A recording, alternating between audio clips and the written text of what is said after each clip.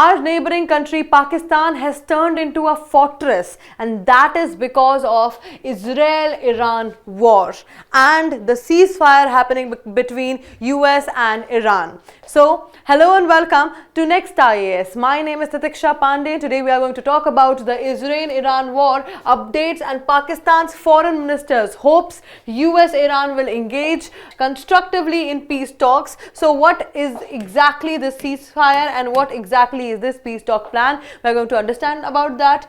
The Iranian delegation arrived in Pakistan this morning for talks with United States. JD Vance is leading the delegation, also landed in Pakistan for talks with Iran. Pakistani source told Reuters. Alright, so today Pakistan has a high security alert going on, and there everybody is on alert because two big countries, Iran as well as United States, the delegations of both the countries are arriving in Pakistan today. So let us exactly understand what exactly is happening. So diplomatic engagement known as Islamabad talks. Please do remember this. इस पूरी engagement को Islamabad talks बोला जा रहा है, and high level negotiations between United States and Iran are going to happen. So there will be some high level negotiations that you will be able to see. As you all know, Iran ने एक 10-point plan बनाया था ceasefire का भी, जो कि US ने agree किया था. लेकिन अब क्या negotiations होने वाली है? Because for 2 weeks there is a ceasefire between Iran and United States. So अभी जो ये करंटली वॉर चल रहा था उस पर एक सीजफायर लगा हुआ है 2 हफ्ते के लिए, जो कि मेजरली किसने मॉडरेट किया था ये सीजफायर भी? ये भी पाकिस्तान ने ही किया था, विच इज हाईली अनलाइकली, क्योंकि इंडिया को हमेशा एक सॉफ्ट पावर बोला जाता है, लेकिन पाकिस्तान को ऐसा नहीं, सॉफ्ट पावर में इतना ज़्यादा पाकिस्तान आगे नहीं है. लेकिन जैसे जैसे ये बड़ी बड़ी वॉर्स के मीडिएशन करेगा या मीडिएशन कर रहा है, हो सकता है कि आने वाले टाइम में पाकिस्तान की भी सॉफ्ट पावर इंडिया जितनी हो जाए. इससे एक बड़ा सवाल ये आता है कि क्यों इंडिया ने, why did India not mediate? देखिए, इंडिया बहुत इजीली इसका मीडिएटर बन सकता था. तो अब आप मुझे बताइए, आपको क्या लगता है कमेंट सेक्शन में कि इंडिया ने इस पूरी वॉर का, इस पूरे सीजफायर का मीडिएशन क्यों नहीं किया? Okay, now hosted and mediated by Pakistan, जैसे कि मैं आपको बता रही हूँ कि पाकिस्तान ने इसका मीडिएशन किया है. The objective is to stabilize a fragile 2-week ceasefire. जैसे कि मैंने अभी आपको बताया कि 2 हफ्ते के लिए एक सीजफायर है जो कि काफी फ्रेजाइल है, क्योंकि भले ही मिलिट्रीली ग्राउंड लेवल पे सीजफायर हो गया है, लेकिन ट्रस्ट डेफिसिट बहुत ज्यादा है. दोनों ही कंट्रीज एक दूसरे को ट्रस्ट बिल्कुल नहीं करती हैं, और जरा सी भी चूक किसी कंट्री से हुई तो again the war will start. And prevent escalation of the 2026 US-Iran conflict. ये इसका ऑब्जेक्टिव है कि प्रिवेंशन किया जाए ये जो एस्केलेशन हो रहा है यूएस और ईरान के कॉन्फ्लिक्ट का, इस पे work towards a long term peace framework, ताकि एक लॉन्ग टर्म पीस फ्रेमवर्क के बारे में बात हो सके.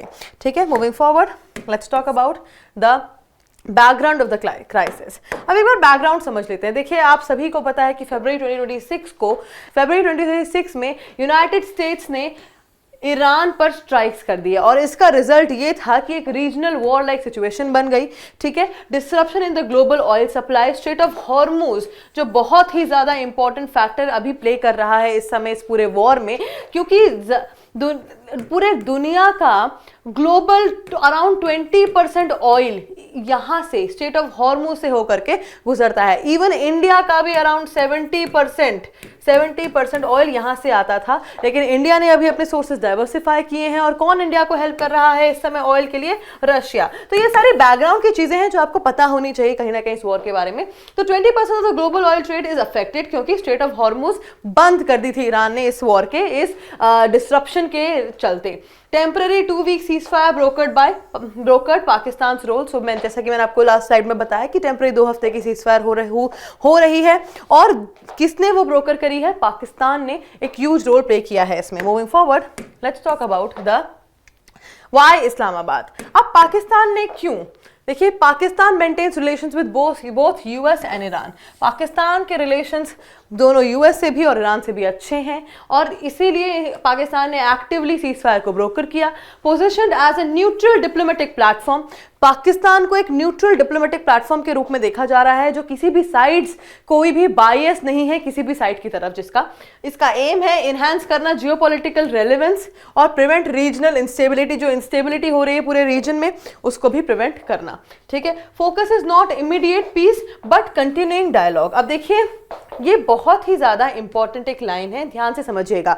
इस मीटिंग का फोकस इमीडिएट पीस नहीं है, हो सकता है कि पीस हो ही ना, ये बात आप ध्यान से समझिएगा, हो सकता है कि पीस ना हो। इसका जो फोकस है वो है कंटिन्यूइंग डायलॉग, मतलब बातचीत शुरू हो रही है, इस समय बातचीत चलती रह सकती है। तो आप ध्यान से समझिएगा, एकदम से सीज फायर ऐसा नहीं है कि मिले हैं हाथ मिला लिया सीज फायर हो जाएगी, that's not possible.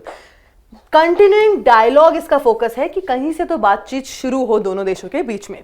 Okay, moving forward, let's talk about Islamabad as the fortress. जैसा कि मैंने आपको बताया, Islamabad is right now, it has become a fortress, red zone sealed, government plus diplomatic areas, जो भी गवर्नमेंट और डिप्लोमेटिक एरियाज है उनको रेड जोन से सील कर दिया गया है।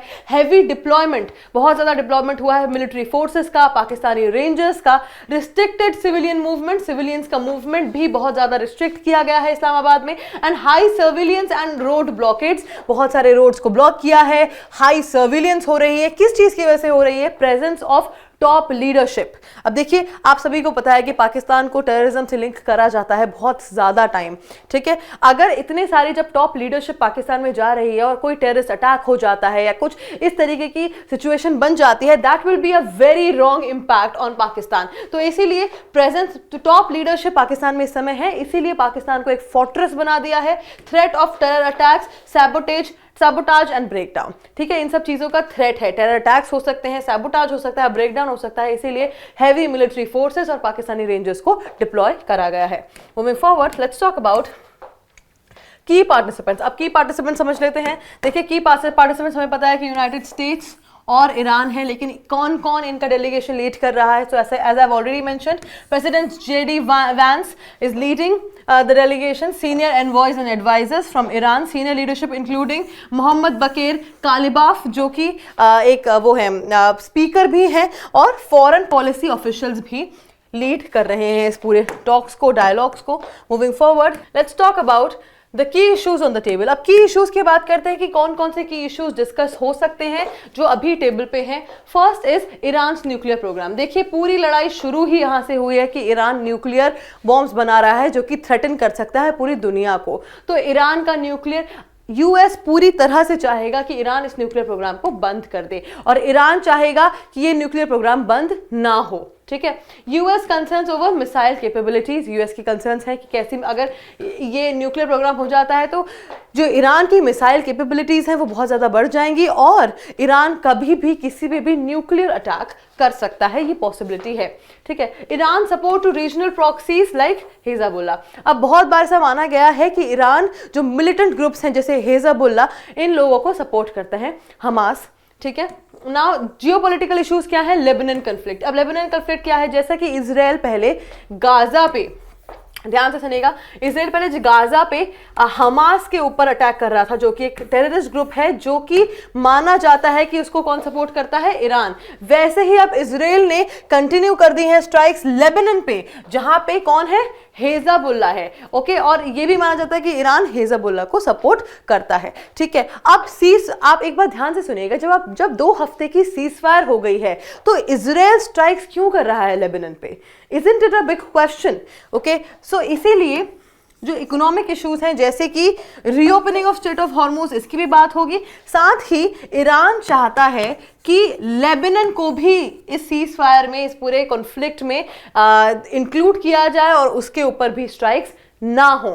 ओके, सैंक्शंस का रिलीफ मिलेगा किसको? ईरान को। ईरान ये चाहता है कि सैंक्शंस का रिलीफ मिले, release of Iranian frozen assets, जो भी फ्रोजन एसेट्स हैं ईरान के वो भी रिलीज करे जाएं, तभी स्ट्रेट ऑफ हॉर्मुज रीओपन करने की बात करी जाएगी। Moving forward, let's talk about the What talks are fragile? अब कौन कौन सी fragile talks हैं इसकी हम बात करते हैं. fragile मतलब जो बड़ी ही नाजुक हैं जो बातें जिसपे कॉन्फ्लिक्ट हो सकता है, वो बातें हैं cease fire not fully holding. देखिए जैसे कि मैंने आपको बताया कि ग्राउंड लेवल पे सीज फायर हुई है लेकिन ट्रस्ट नहीं है दोनों कंट्रीज में, इसीलिए सीज फायर पूरी तरीके से होल्ड नहीं हो पा रही है. कंटिन्यूड इजराइल हिजबुल्लाह क्लैशेस, जैसा मैंने आपको बताया अगेन लेबनान में कंटिन्यूसली इजराइल अटैक कर रहा है. ईरान की डिमांड है कि लेबनान को सीज फायर में इंक्लूड करा जाए. ओके, एंड यूएस प्रेफर करता है सेपरेट कॉन्फ्लिक्ट ट्रैक्स. इसका मतलब है कि अगर US is fighting Iran, that is a separate conflict, and if Israel is fighting Lebanon, that is a separate conflict. दोनों conflict को मिलाया ना जाए, that is what US thinks. Okay, major diplomatic sticking point. तो ये सारे जो points हैं वो major diplomatic sticking point है जहां पर थोड़ा हो सकता है argument हो और हो सकता है कि इस पे एक proper decision ना बना पाएं दोनों countries. Moving forward, let's talk about global significance. अब इस पूरी चीज का ग्लोबल सिग्निफिकेंस एक बार हम समझ लेते हैं. Energy, Hormuz disruption impacts global oil supply. We all know what is happening in different countries, in Bangladesh, in Pakistan, even in other countries like United States. Oil is being interrupted because Strait of Hormuz has been blocked. So this will impact, of course, the energy market instability. Market में instability हो रही है. War का risk, failure में trigger full scale conflict. अगर ये जो conversation है ये फेल हो जाती है, जो डायलॉग चल रहे हैं ये फेल हो जाते हैं, तो फुल स्केल कॉन्फ्लिक्ट हो सकता है, फुल स्केल वॉर हो सकता है. US is preparing contingency plans. US अभी से कंटिंजेंसी प्लान्स प्रिपेयर कर रहा है कि अगर ये टॉक्स फॉल्टर हो जाती है तो उसके बाद यूएस का आगे क्या प्लान होगा. Diplomacy, first major engagement in years. पहली मेजर एंगेजमेंट है ईयर्स में. Potential shift in global geopolitics, बहुत बड़ा जियोपॉलिटिक्स में पोटेंशियल शिफ्ट है. Moving forward, let's talk about the expected outcomes. अब लास्ट में हम बात कर लेते हैं क्या एक्सपेक्टेड आउटकम्स हैं. देखिए ऐसा एक्सपेक्टेड है, मैं ये नहीं कह रही कि ऐसा होगा. हो सकता है कि कोई इमीडिएट कंप्रिहेंसिव डील नहीं हो सकता है कि कोई भी इमीडिएट कंप्रिहेंसिव डील ना हो, लेकिन फोकस रहेगा कंटिन्यूइंग डायलॉग में. जैसे कि मैंने आपको बताया कि बातचीत की शुरुआत हो रही है, कंटिन्यूसली डायलॉग्स होते रहेंगे. प्रिवेंटिंग एस्केलेशन, और ज्यादा इस वॉर को आगे ना बढ़ाया जाए. Building trust, most important, because both countries do not trust each other. तो ट्रस्ट बिल्ड करने की तरफ आगे कदम बढ़ाया जाए. Likely outcome is process over result diplomacy. Okay, so we have covered everything that was relevant for this war and this ceasefire that is happening and the talks that are being mediated by Pakistan, and that is it for today. I will see you in another deep dive video. Until then, bye bye, take care.